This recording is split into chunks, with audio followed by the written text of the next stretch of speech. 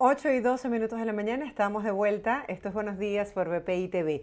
La desinformación en redes sociales abunda, por eso el día de hoy estaremos hablando con la fundadora y directora de Provox, que es una organización sin fines de lucro, justamente encargada de combatir esta desinformación. María Virginia Marín. Gracias, María Virginia, por acompañarnos. Bienvenida. Buenos días, Marjorie. Muchas gracias por la invitación y además por toda la impresionante labor que hacen. Gracias a ustedes, un placer tenerte de nuevo con nosotros para hablar de este tema en el marco de unas primarias, en el marco de un panorama político venezolano bastante caldeado. ¿Cómo se manipula, cómo se maneja la información a través de redes sociales? Sí, bueno, precisamente como tú comentas, los momentos electorales son los episodios en los que solemos ver mucha más actividad también en redes sociales. Desafortunadamente no toda esta actividad es positiva, vemos mucha desinformación, vemos campañas de odio, de ataques, etcétera. Una de las cosas que nosotros podemos o hemos podido durante el tiempo documentar es que en Venezuela existe una estrategia desde el gobierno venezolano para manipular en redes sociales toda la información que directamente no se puede controlar.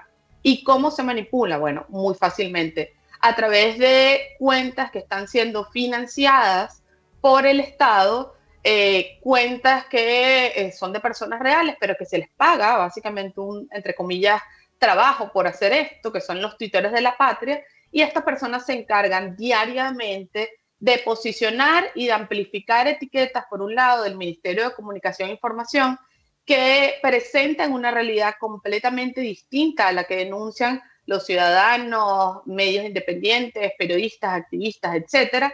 Y esas etiquetas logran ser mucho más grandes que las que denuncia o las que utiliza la sociedad civil organizada.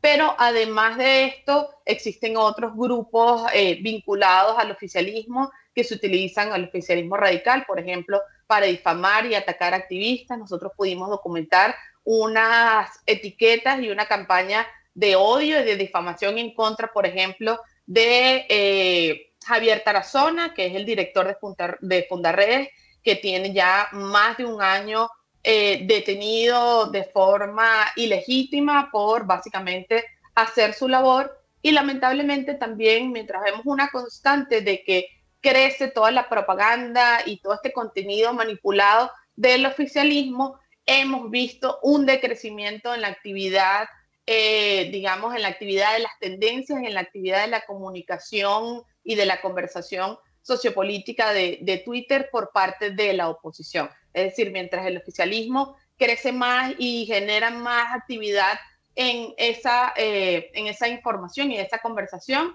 la oposición se ha venido disminuyendo y eso hace mucho más difícil a veces entender lo que pasa en el país porque las redes sociales se han convertido en esta fuente de información, también de espacios para la organización social, etcétera. Y mientras estos espacios estén cada vez más desequilibrados, va a ser más difícil entender lo que pasa en el país y distinguir lo que es real de lo que es verdadero en las conversaciones de las redes sociales.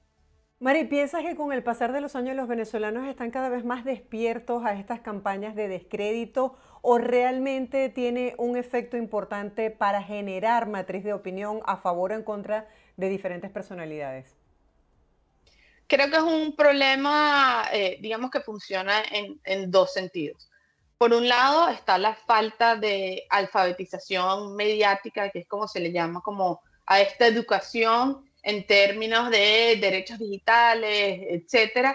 Y evidentemente en Venezuela, un país que tiene muchos años en crisis humanitaria, a veces, por ejemplo, el acceso al Internet es entendido como un privilegio y no como lo que es un derecho humano que tiene que ser protegido de la misma forma que cualquier otro. Pero también existe, digamos, un ecosistema por diseño que es muy nocivo, existe falta de inversión en Internet, el Internet no funciona como debería, mucho menos, por ejemplo, en el interior del país, donde el Internet es peor la conectividad, es más lento, es menos seguro. También existen todas las problemáticas, bueno, de el ciberespionaje, todo lo que hemos visto en Venezuela, incluso en otros países, de que la gente también tiene miedo a expresarse en redes sociales.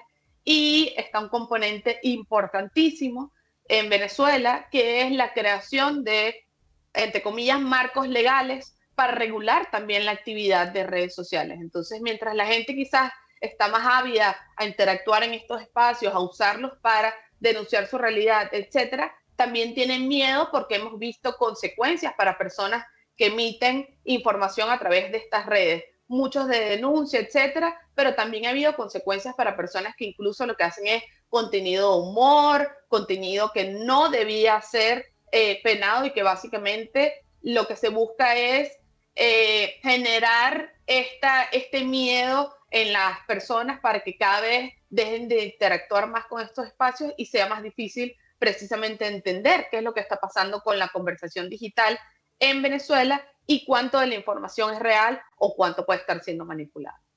Sí, en el marco de estas elecciones para las primarias de la oposición, hay varios candidatos que han manifestado que han utilizado las redes sociales para poder comunicarse con su audiencia. ¿Es efectivo en esta época el uso de redes sociales para poder conectar con todo este mundo de personas en Venezuela?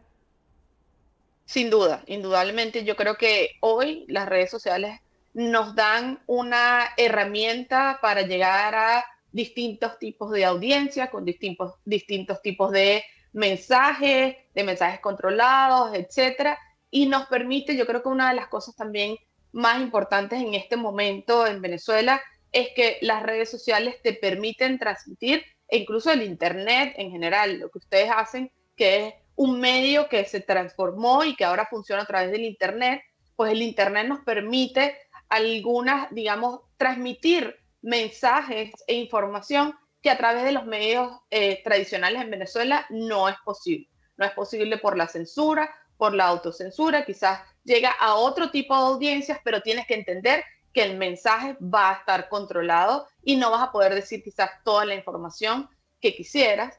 Al contrario, las redes sociales quizás no llegan a todo el tipo de audiencias que quisiéramos, pero sí te permite dar unos mensajes sin censura y de alguna forma también incluso segmentados a, si quieres hablar, digamos, hoy decides que vas a hablar sobre los jubilados y pensionados, tú puedes a través de redes sociales segmentar tus audiencias para que este mensaje llegue específicamente a quienes pueden estar interesados en esto o no, pero evidentemente es un trabajo que no se puede dejar solo. El trabajo de redes sociales tiene que ir acompañado por casa, por protesta en la calle, tiene que ser complementario y tienen que ir juntos de la mano para que logre ser efectivo y se logren romper las barreras y esos cercos comunicacionales que fueron impuestos por la dictadura y que logre llegar ese mensaje a las personas que esperamos que lleguen.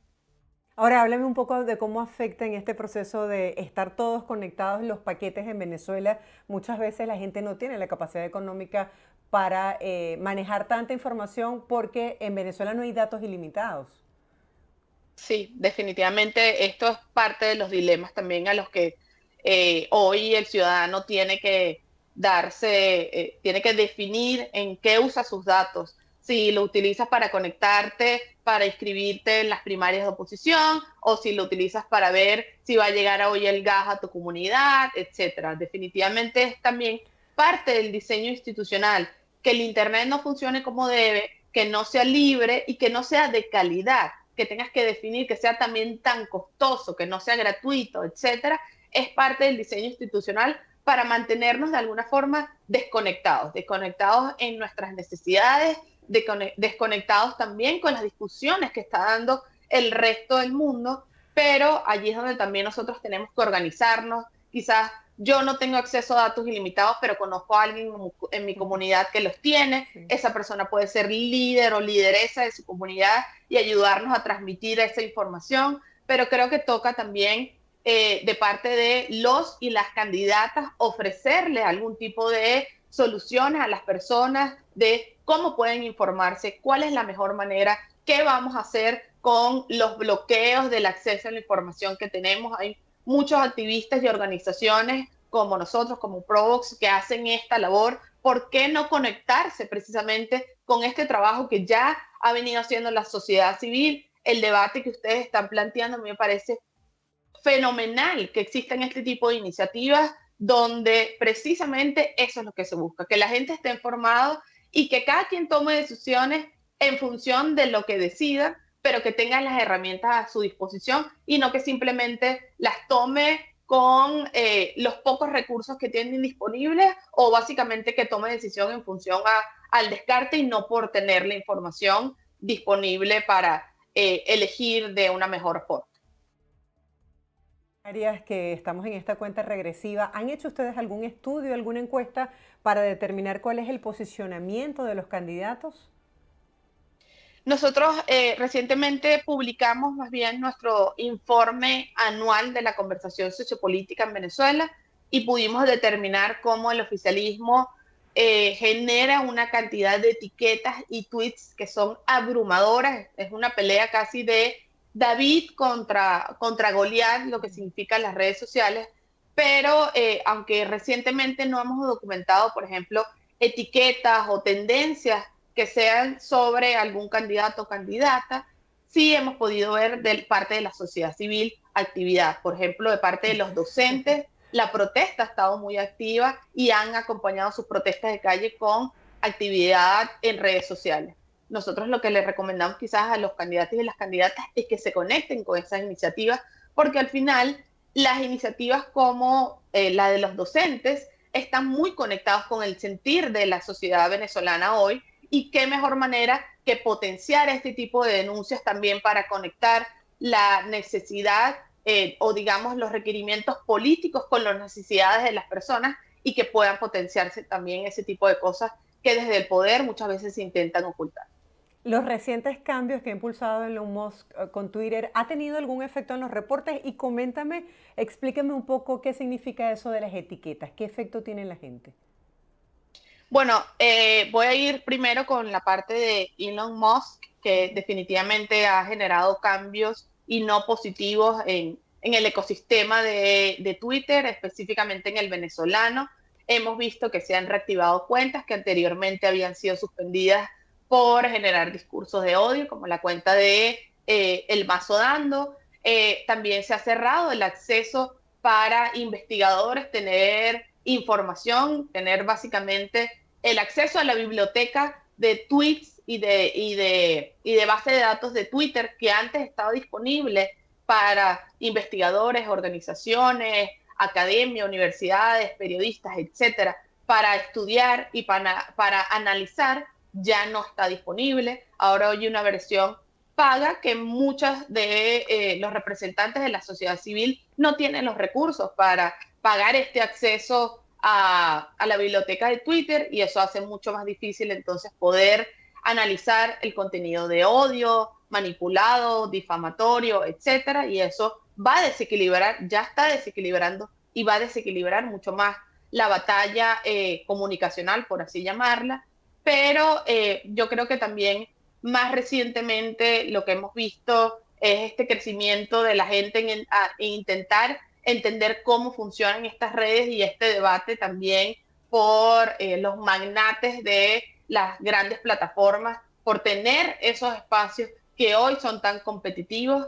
Creo que nos toca también por parte de la sociedad civil, investigadores, presionar para que se entienda cómo en países democráticos las redes sociales sí pueden ser muy importantes, pero para países en contextos cerrados, en contextos dictatoriales, como es el caso de Venezuela, Cuba, Nicaragua, las redes sociales son un instrumento fundamental para la construcción de la opinión pública y también un espacio para la denuncia, para el posicionamiento de estos mensajes que no es posible desde los medios tradicionales. ¿Han visto campañas de odio o de descalificación hacia alguno de los candidatos en particular de estas primarias? Todavía hemos estado como la actividad ha estado muy baja, al menos en términos de actividad en las tendencias, y retomo la pregunta anterior. Las tendencias son el numeral que está al principio de cualquier frase o cualquier palabra, que lo que hace es organizar todos los temas en esas palabras, en esas frases, y hace mucho más rápidas. Por un lado, las búsquedas, pero también el posicionamiento de mensajes a través de palabras o temáticas específicas, si tienen el numeral al principio, es más fácil que esa narrativa logre posicionarse como tendencia y que se mantenga durante el día, que quizás si es de forma más desorganizada, por así decirlo. Hasta ahora no hemos visto demasiada actividad por parte de los candidatos o las candidatas. Hay más información sobre la primaria en general o sobre el ecosistema de la elección, pero no hemos visto mayor posicionamiento por parte de candidatos y candidatas específicas. Esperamos que eso cambie con el paso del tiempo y que se rompan estos cercos comunicacionales y que los mensajes de cada uno de los candidatas y las candidatas logre llegar más allá de que solo quizás la dinámica o a veces la complejidad de la elección, pero vamos a seguir haciendo seguimiento y esperamos, por ejemplo, una de las cosas que quisiéramos tener a medida que avance este proceso electoral es un monitoreo a los ataques de género, porque no son igual quizás los ataques que puedan estar recibiendo los candidatos que son hombres a los ataques que pueden estar recibiendo las candidatas que son mujeres, y hay una diferenciación en los ataques de género y es algo que esperamos desde nuestra organización, que además estamos conformados en creo que el 90% somos mujeres. Esperamos que esto sea una de las cosas que podamos ir haciendo seguimiento y documentación durante el proceso electoral. Creció la familia, ahora tenemos una nueva plataforma, nació Threads, espero haberlo dicho bien. ¿También va a ser motivo de análisis?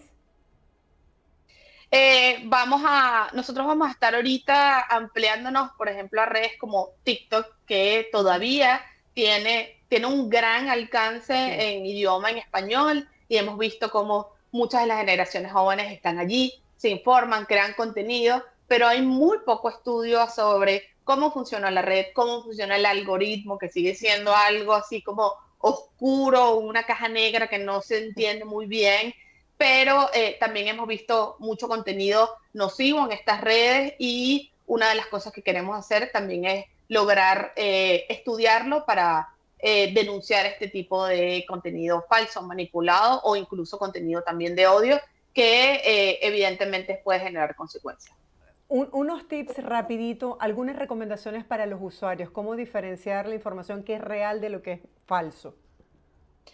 Una de las cosas que nosotros siempre repetimos en Provox es que en redes sociales no todo lo masivo es real. Entonces no asuman o no presuman que cualquier contenido que tiene mucha cantidad de likes, retweets, que tiene mucho alcance, automáticamente es real. Porque hay mucho de este contenido que es fácilmente manipulable para que tenga todo ese alcance. Vayan a una búsqueda rápida de Google, de cualquiera de sus buscadores de confianza, para verificar, y se consiguen noticias de esto, noticias de medios confiables como BPI, como cualquier otro medio que sea confiable, entonces sí pueden asumir que esta información es real, pero si lo que consiguen es pura información de cuentas anónimas, de cuentas falsas, el Mr. Popó 92, etcétera, duden de esa información y sobre todo no la sigan compartiendo. Gracias, María Virginia, por toda esta información. Yo me estaba riendo porque estoy escuchando aquí a mi director. Siempre te digo lo mismo y tienes razón. La importancia de verificar la fuente y que no todo lo masivo es lo real. Entonces, bueno, gracias de verdad por esta acotación, estas recomendaciones, y seguimos en contacto monitoreando lo que ocurra con el manejo de las redes sociales en Venezuela. Te vamos a invitar posterior al debate para que hagamos el análisis, María Virginia. Gracias por tu tiempo. A ustedes, un gustazo. Era María Virginia Marín, ella es fundadora y además directora de Provox, que esta organización de la cual hablábamos sin fines de lucro, que tiene como filosofía, como misión, brindar esta información para tratar de combatir esta manipulación en redes sociales. Nosotros hacemos una pausa y ya regresamos con más de Buenos Días por BPI TV, que tenemos ahorita, el tiempo en América Latina. Regresamos en breve con más información.